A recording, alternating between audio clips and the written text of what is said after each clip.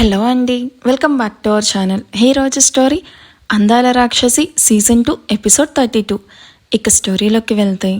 ఆయుష్ మాటలకి బాధపడుతూ అలానే బాల్కనీలో ఎంతసేపు ఉంటుందో తెలియదు కానీ మమ్మా మమ్మా వేర్ ఆర్ యూ అంటూ నిద్రలేచిన దియా తనను పిలుస్తూ ఉండడం వినిపించి గట్టిగా కళ్ళు మూసుకొని బుగ్గల మీదకి వెచ్చగా జారుతూ ఉన్న కన్నీటిని తుడుచుకుంటూ మొహాన్ని నార్మల్గా పెట్టుకొని I am here cutie, come to balcony అంటూ బాల్కనీలో నుండి దియాకి వినిపించేలాగా పిలుస్తుంది ఆషి.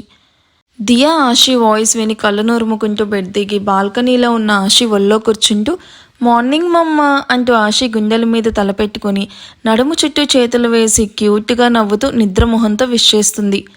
కల్మషం లేని ఆ పసిదాని చిరునవ్వు చూసిన ఆషి గుడ్ మార్నింగ్ దియా అని తన తల మీద ముద్దు పెడుతూ తను చూడకుండా ఉబికి వస్తున్న కన్నీటిని తుడుచుకుంటూ ఐఎమ్ సారీ దియా, నీకు తమ్ముణ్ణిచ్చే అదృష్టం నాకు లేదు అంటూ తన తల నిమురుతూ నాకు అమ్మనయ్యే అదృష్టం మీ డాడ్ ఇవ్వలేదు, అందుకే కనకపోయినా నిన్ను మాత్రం నా ప్రాణంలాగా చూసుకుంటాను.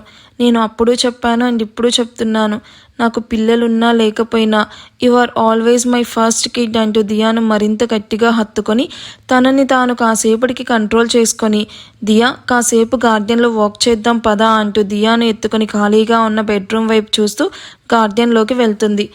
ఆషి రూమ్లో నుండి దియాను ఎత్తుకొని వెళ్ళడం, వాష్రూమ్లో నుండి వస్తున్న ఆయుష్ చూసి ఎర్రగా ఉన్న తన మొహాన్ని టవల్తో తుడుచుకుంటూ దాన్ని కోపంగా బెడ్ మీదకి విసిరి నా మాటలు నిన్నెంత హర్ట్ చేస్తున్నాయో నాకు తెలుసు ఆషి, కానీ నేను ఇలా మాట్లాడకపోతే నువ్వు పిల్లల గురించి ఆలోచిస్తూ ఎన్నో ఆశలు పెట్టుకుంటావు, అది నాకు ఏమాత్రం ఇష్టం లేదు, అందుకే నీతో ఇంత కఠినంగా ఉంటున్నాను.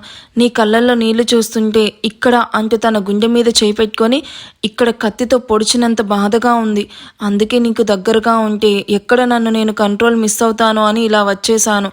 నువ్వు ఎక్కువ స్ట్రెస్ తీసుకోవడం కూడా నీ హెల్త్కి మంచిది కాదు ఆషి, అందుకే నిన్ను దియా బర్త్డేతో కొంచెం ఎంగేజ్ చేస్తున్నాను. అది అయ్యాక 1 వీక్ నువ్వు నేను దియా అన్నిటికీ దూరంగా నీ ఫేవరెట్ ప్లేస్ అయిన అరకుకి వెళ్దాము, అప్పుడే నీ మూడ్ కంప్లీట్గా చేంజ్ అవుతుంది. మొన్నటి వరకు నార్మల్గా ఉన్న నేను సడన్గా ఎందుకు ఇలా బిహేవ్ చేస్తున్నానో ఆలోచిస్తే నీకు ఆన్సర్ దొరుకుతుంది ఆషి, కానీ నువ్వు అలా ఆలోచించవు, ఎందుకంటే నీకున్న మెయిన్ ప్రాబ్లం తొందరపాటు. అది ఆషికి మాత్రమే కాదు, అభికి కూడా ఉంది. ఇక్కడ నువ్వెలా నీ పెళ్ళాంతో ఎలా వేగుతున్నావో అక్కడ నీ తమ్ముడు కూడా నీ మరదలతో వేగలేక చుట్టు పీక్కుంటున్నాడు. ఏమంటారు గైస్? నీకు ఇప్పుడే అసలు విషయం చెప్పొచ్చు, బట్ అది తెలిసి నువ్వు ఇంకా లో అవ్వడం నాకు ఇష్టం లేదు, అందుకే ఇలా రివర్స్లో వస్తున్నానని గట్టిగా ఊపిరి వదిలి కాల్ రావడంతో కాల్ లిఫ్ట్ చేసి మాట్లాడుతూ ఉంటాడు. ఆయుష్ ఏం చేసిన రీజన్ ఉంటుంది కదా. అందరూ బ్రేక్ఫాస్ట్ చేస్తూ ఉంటే ఆషి పక్కనే నిల్చుకుని ఆయుష్కి ఏం కావాలో వడ్డిస్తూనే దియాకి తినిపిస్తూ ఉంటుంది. అక్కడున్న అందరికీ కుక్ సర్వ్ చేస్తే ఆయుష్ దియాకి మాత్రం ఆషినే చూసుకుంటుంది. తను మహల్కి వచ్చినప్పటి నుండి అది అందరూ చూస్తూ ఉన్నారు కాబట్టి ఎవరూ వాళ్ళ వైపు చూడకుండా తమ బ్రేక్ఫాస్ట్ తాము సైలెంట్గా తింటూ ఉంటారు. అందుకు రీజన్ ఆయుష్కి తినేటప్పుడు మాట్లాడితే అస్సలు నచ్చదు. మనం తింటున్నప్పుడు మన ఫుల్ కాన్సన్ట్రేషన్ ఫుడ్ మీదే ఉండాలి. సో మాట్లాడుతూ తింటుంటే ఎంత తింటున్నామో ఎలా తింటున్నామో కూడా ఐడియా ఉండదు అని ఆయుష్ నమ్ముతాడు. అందుకే డైనింగ్ ఏరియాలో ఎవరూ పెద్దగా మాట్లాడరు. అందరితో పాటు బ్రేక్ఫాస్ట్ చేస్తూ ఉన్న అభికి చేతన్ నుండి గుడ్ మార్నింగ్ హనీ అన్న మెసేజ్ రావడంతో పాటు రిప్లై ఇవ్వవే నా అందాల రాక్షసి అన్న మెసేజ్ చూసి చిన్నగా నవ్వుతూ ఎవరికి కనిపించకుండా టేబుల్ కింద మొబైల్ పెట్టుకొని గుడ్ మార్నింగ్ చెయ్యి, చేతన్ నిక్నేమ్, గుడ్ మార్నింగ్ చెయ్యి అంటూ స్మైలీ ఎమోజీ సెండ్ చేసి కామ్గా తింటూ ఉంటుంది. అభి ఎదురుగా కూర్చొనున్న నిషాన్ అభి వైపు డౌట్గా చూస్తూ ఏమైంది దీనికి ఉన్నట్టుండి అలా నవ్వుతుంది అని తన వైపు చూస్తూ తింటూ ఉంటాడు. లేచారా మేడం ఫ్రమ్ చేతన్. ఇంకా లేవకుండా ఎలా ఉంటాను, ఎప్పుడో లేచాను అండ్ కాలేజీకి కూడా రెడీ అయ్యాను. నైట్ బాగా నిద్రపోయావా? 12 వరకు నిద్ర రాలేదు. అంటే మన పాప నిషాని తిట్టుకుంటూ నిద్రపోలేదు కదా, ఆ తర్వాత ఎప్పుడో నిద్రపోయాను. వావ్, నాకు కూడా అంతే అభి, అస్సలు నిద్ర పట్టలేదు. నైట్ అంతా నువ్వే గుర్తొచ్చావు తెలుసా, నిన్ను ఎప్పుడెప్పుడు చూద్దామా అని వెయిటింగ్, కమ్ ఫాస్ట్ అంటూ లవ్ సింబల్ పంపిస్తాడు. అభికి ఆ మెసేజ్ ఎందుకో నచ్చదు. ఎందుకంటారు? వీడికి సెంటీమీటర్ ఛాన్స్ ఇస్తే కిలోమీటర్ వెళ్ళిపోతాడు ఈడియట్ అనుకొని రిప్లై కూడా ఇవ్వకుండా చాట్ కట్ చేసి తన వైపు గుడ్లురిమి చూస్తున్న నిషాన్ని చూసి వీడేంటి ముచ్చుమొహం వేసుకొని అలా చూస్తున్నాడు అనుకుంటూ అని మొహం పక్కకు తిప్పుకొని తింటూ ఉంటుంది. దీన్ని చూస్తుంటే ఏదో డౌట్గా ఉంది, అదేంటో తెలుసుకోవాలి అనుకుంటూ తన బ్రేక్ఫాస్ట్ కంప్లీట్ అవ్వడంతో హ్యాండ్ వాష్ చేసుకుని హాల్లోకి వెళ్ళిపోతాడు. ఆఫీస్కి వెళ్తున్న ఆయుష్తో అల్లుడు గారు, ఇక మేము మా ఇంటికి వెళ్తాము. నా ఆరోగ్యం కూడా కుదుట పడింది కాబట్టి నేను మళ్ళీ జాబ్లో జాయిన్ అవ్వాలి అనుకుంటున్నాను. ఇప్పుడు మీరు జాబ్లో జాయిన్ అవ్వాల్సిన అవసరం ఏముంది? కొద్ది రోజులు రెస్ట్ తీసుకోండి. మీకు అంతగా జాబ్ చేయాలి అనుకుంటే మీ కూతురు స్టార్ట్ చేసిన ఆఫీస్ని మీరే చూసుకోండి. ఎందుకంటే తనకు ఈ మధ్య ఆఫీస్కి వెళ్ళడానికి అసలు కుదరడం లేదు. దట్టు ఇంకో 2 వీక్స్ తర్వాత దియా సర్జరీ కోసం మేము లండన్ వెళ్ళాలి. రావడానికి 1 మంత్ పట్టొచ్చు. అప్పటి వరకు మీరే చూసుకోండి. తను వచ్చాక మీతో తను కూడా జాయిన్ అవుతుంది. నేను అంత పెద్ద ఆఫీస్ను మెయింటైన్ చేయగలనా? వద్దల్లుడు గారు, ఏదైనా తప్పు జరిగితే మీకు కోట్ల రూపాయలు నష్టం వస్తుంది. ప్రయత్నించకుండా ఓటమిని ఎప్పటికీ ఒప్పుకోకూడదు మావయ్య. మీకు ఆఫీస్ అలవాటు అయ్యే వరకు మోహిత్ దగ్గరుండి మీకు ట్రైనింగ్ ఇస్తాడు. సో ఇంకేం మాట్లాడకుండా 1 వీక్ రెస్ట్ తీసుకొని ఆఫీస్కి రండి. నాకు కొంచెం బర్డెన్ కూడా తగ్గుతుంది అంటూ. నువ్వేం చెప్పవేంటి ఆషి? మీ డాడ్ ఆఫీస్కి రావడం నీకు ఇష్టం లేదా ఏంటి? అదేం లేదా ఆయుష్ గారు. నాన్న, ఆయుష్ గారు చెప్పింది కూడా నాకు నచ్చింది. ఎక్కడో జాబ్ చేయడం కంటే మన కంపెనీని చూసుకోవడం మంచిది కదా. పైగా ఆయుష్ గారికి కూడా అన్ని బ్రాంచెస్ చూసుకోవడం చాలా కష్టమవుతుంది. ప్లీజ్ నాన్న, నా కోసం ఓకే చెప్పండి. ప్రభాకర్కి అలా చేయడం అంతగా నచ్చకపోయినా కూతురి కోసం అయిష్టంగానే ఒప్పుకుంటాడు. అది చూసి అందరూ హ్యాపీగా ఫీల్ అవుతారు. ఆయుష్ వైపు హ్యాపీ టీయర్స్తో చూస్తూ ఉండడంతో ఆయుష్ బుగ్గలు నిమిరి, ఇప్పటికైనా నీ కోపం పోయిందా? మామయ్య అత్తయ్యలతో ఇవాళ మొత్తం టైం స్పెండ్ చెయ్యి. అంటే ఈవినింగ్ అందరం సరదాగా బయటికి వెళ్దాం అంటూ, మామయ్య మీరు రేపు వెళ్ళండి, మిమ్మల్ని ఆషి బాగా మిస్ అవుతుంది అంటూ ఆఫీస్కి టైం అవ్వడంతో తను అక్కడి నుండి వెళ్ళిపోతాడు. ఆషి వెళ్తున్న ఆయుష్ వైపు బ్లాంక్ ఫేస్తో చూస్తూ, మీరే ఏడిపిస్తారు, మళ్ళీ మీరే నా హ్యాపీనెస్కి రీజన్ అవుతారు. మీరు చేంజ్ అవ్వలేదు అనుకుంటూ ఉంటే మళ్ళీ ఇలా చేస్తూ నన్ను కన్ఫ్యూజ్ చేస్తున్నారు. అసలు మీ మనసులో ఏముంది ఆయుష్ గారు అంటూ వెళ్తున్న ఆయుష్ వైపు చూస్తూ ఉండిపోతుంది.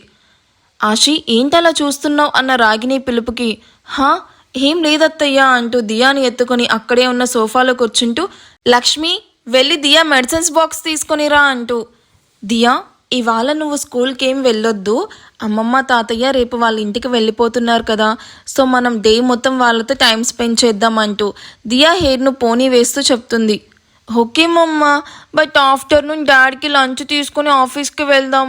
Please mamma, I want to see dad office అంటూ ఆషి గడ్డం పట్టుకొని క్యూట్గా అడుగుతున్న దియాను చిరునవ్వుతో చూస్తూ, ఓకే అలాగే వెళ్దాం, ముందు నువ్వు మెడిసిన్స్ వేసుకో అంటూ లక్ష్మి తెచ్చిన బాక్స్ నుండి మార్నింగ్ వేయాల్సిన టాబ్లెట్ వేసి అనిత రాగిణీలతో మాట్లాడుతూ ఉంటుంది. అభి తన రూమ్కి వెళ్ళి హడావిడిగా తన బ్యాగ్ తీసుకుని కిందకి వస్తూ హాల్లో ఉన్న అందరి వైపు చూసి, బాయ్ మమ్మీ, బాయ్ అక్క అండ్ బాయ్ అత్తయ్య అంటూ దియాని హక్ చేసుకొని, ఈవినింగ్ నీ కోసం చాక్లెట్ తీసుకొస్తాను అని ఆషికి వినిపించకుండా చిన్నగా చెప్పి కన్ను కొడుతూ అక్కడి నుండి వెళ్ళిపోతుంది. అభి తనను రోజు కాలేజ్కి డ్రాప్ చేసి వెళ్లే కార్ దగ్గరికి రాగానే డ్రైవర్ వినయంగా డోర్ ఓపెన్ చేయగానే వెనక సీట్లో కూర్చుంటూ, త్వరగా వెళ్ళు, ఇవాళ బాగా లేట్ అయింది అంటూ మొబైల్లో టైం చూస్తూ చెప్తుంది.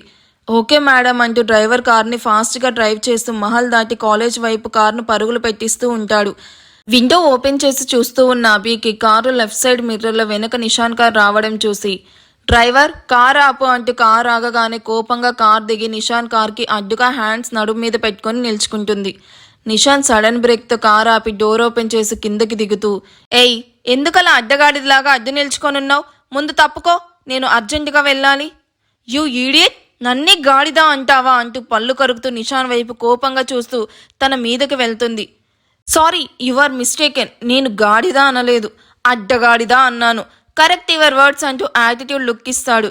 నేను అడ్డగాడిదా అయితే నువ్వు బఫెలో, పోవే చింపాంజీ. హే షటప్, నన్ను ఫాలో అవ్వడమే కాకుండా నన్నే తిడతావా?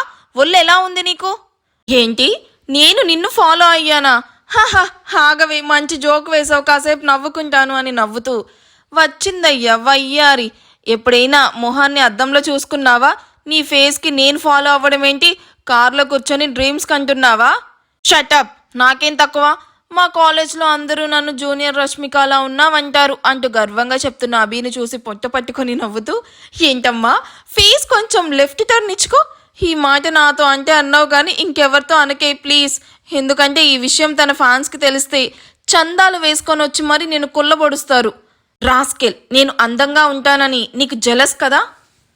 నిషాన్ అభి ముందుకు వచ్చి తన భుజాలు రెండు పట్టుకుని ఇద్దరు గుండెలు తాకించి అభిను వెనక్కి తోయగానే అభి డాబ్ అంటూ కింద పడుతుంది. కింద పడ్డ అభి కోపంగా పైకి లేచి చేతులు దులుపుకుంటూ నన్నే కిందకి తోస్తావా అంటూ కోపంగా నిషాన్ జుట్టు పట్టుకుని లాగుతూ అరుస్తూ ఉంటుంది.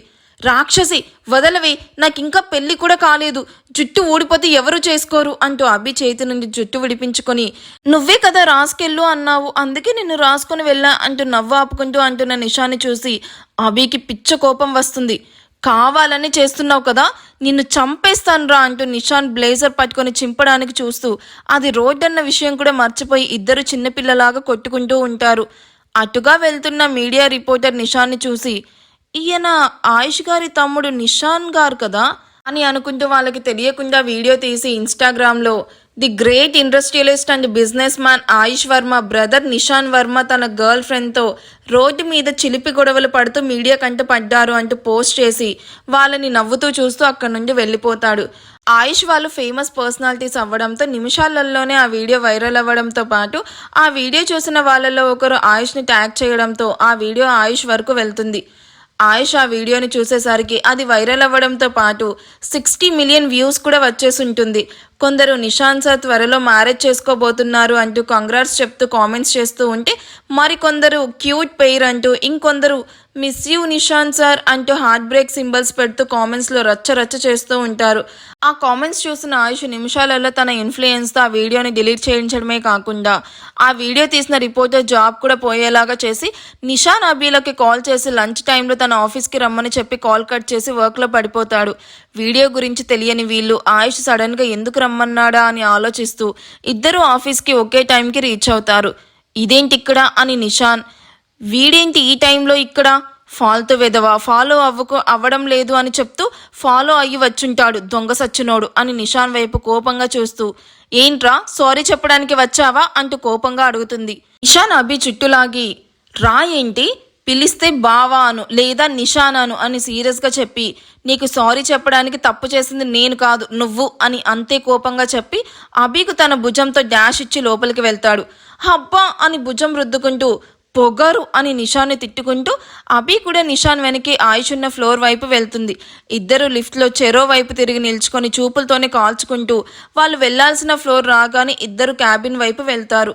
వీళ్ళని చూసిన ఆయుష్ పిఏ మీకోసమే సార్ వెయిట్ చేస్తున్నారు అని ఇద్దరిని లోపలికి పంపిస్తాడు.